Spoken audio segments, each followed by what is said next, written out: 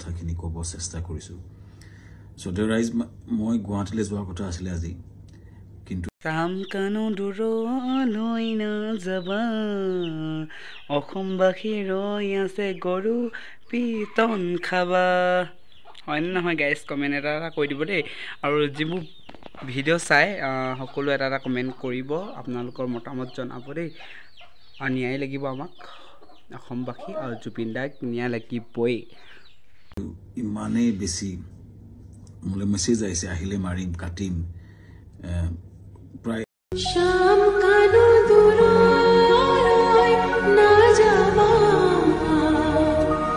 পুনৰ বংশী গঢ়াই থৈছো পৰা নাই সেই সময়ত খুব মন আছিলে গৰিমাৰ ওচৰত থিয় দিয়া মোৰ পৰিয়ালৰ নিচিনা মোৰ ভগ্নী গৰিমা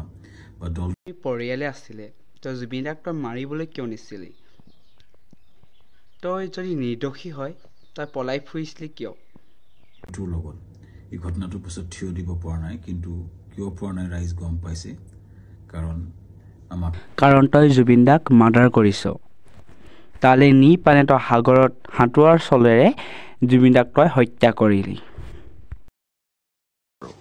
শ্যাম কানু মহন্তৰ প্ৰত্যেকটো একাউণ্ট পেন কাৰ্ড তেওঁৰ ক্ৰেডিট কাৰ্ড আমি সকলো ফ্ৰিজ কৰিছোঁ যাতে তেওঁ বহু দিনলৈ বাহিৰত থাকিব নোৱাৰে আৰু 6 অক্টোবৰৰ দিনাখনলৈকে যদি সিদ্ধাৰ্থ শৰ্মা আৰু শ্যাম কানু মহন্ত নাহে অসম পুলিচে আপ্ৰাণ প্ৰচেষ্টা কৰিব তেওঁলোক য'তেই আছে তাৰ পৰা আমি উভতাই অসম ভূমিলৈ লৈ অহাৰ বাবে আৰু আপোনালোকৰ হাততো কিবা তথ্য থাকিলে আপোনালোকেও আমাক সহযোগিতা কৰিব কোৱাৰ বাবে অশেষ ধন্যবাদ মামা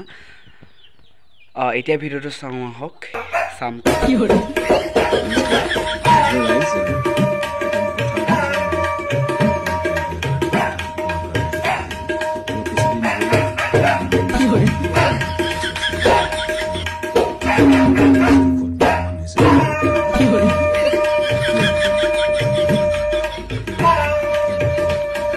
philosophy